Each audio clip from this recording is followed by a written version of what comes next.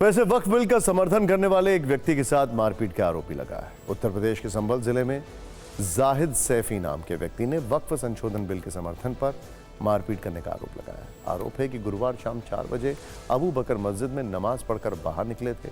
मस्जिद से बाहर निकलते ही वक्फ संशोधन बिल को लेकर उनकी कुछ लोगों से बहस हो गई।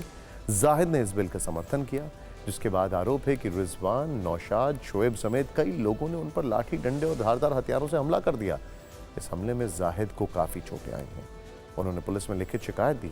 हालांकि पुलिस का दावा है कि आपसी विवाद था, जिसे वक्फ बिल के विरोध और समर्थन का नाम दिया जा रहा है। इस खबर में बीजेपी कनेक्शन भी है। दावा है कि जाहिद सैफी के रिश्तेदार अशफाक सैफी उत्तर प्रदेश अल्पसंख्यक आयोग के पूर्व अध्यक्ष रह चुके हैं। अशफाक सैफी ने भी सोशल मीडिया पर वक्फ बिल का समर्थन किया था, जिसके बाद ये सब कुछ हुआ।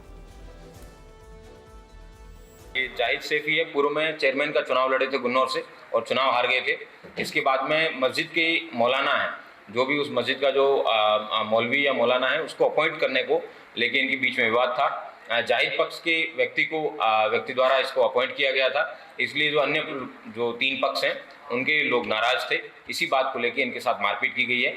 विधिक कार्रवाई सुनिश्चित की जा रही है। इस तरीके की कोई बात प्रकाश में नहीं आई है। देखिए, कुल मिलाकर सरकार ने रात भर जागकर वक्फ बिल पास तो करा लिया, लेकिन वक्फ बिल के विरोधी सरकार की नींद उड़ाने की हर संभव कोशिश में लगे हुए हैं। हमने आज इस मुद्दे पर AIMIM के चीफ और पार्टी के इकलौते सांसद असुद्दीन ओवैसी से बात की। इस पूरे बिल को लेकर उनके आरोप क्या हैं और भविष्य में उनकी रणनीति क्या है, आइए देखते हैं। कानून के जरिए बीजेपी अपने नापाक अज़ाइम को मुकम्मल करना चाहती है और भारत के संविधान में जो फंडामेंटल राइट्स है उसका वायलेशन करके और अपनी ब्रूट मेजॉरिटी और अपने हिंदुत्व के एजेंडे को सामने रखकर और उनका एक प्रोजेक्ट मुस्लिम जो है उसके तहत मुसलमानों को भारत से रिलीजियसली वो ख़त्म करना चाहते हैं। मुझे तकलीफ़ इस बात की हो रही है कि मैं एक भारत का अव्वल दर्जे का शहरी हूँ।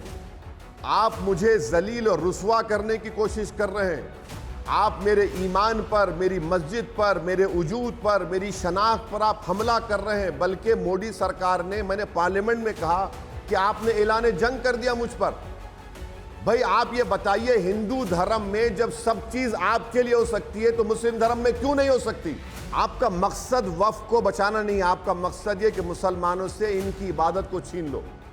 वक्फ मुसलमानों के लिए एक इबादत है। नमाज, रोज़ा, कुरान करीम की तिलावत से हटकर, अस्कार से हटकर ये एक इबादत है। और ये तमाम शिया सुन्नी को नुकसान पहुंचाएगा, सबको नुकसान पहुंचाएगा। टेम्पल बाय यूसेज को अलाउ कर रहे हैं, मठ बाय यूसेज को हिंदू धर्म में अलाउ कर रहे हैं। अरे भाई, जब आपके पास अलाउ हो रहा है हिंदू धर्म के लिए तो मुसलमान के लिए क्यों नहीं होगा? क्या ये राइट टू इक्वालिटी का वायलेशन नहीं है?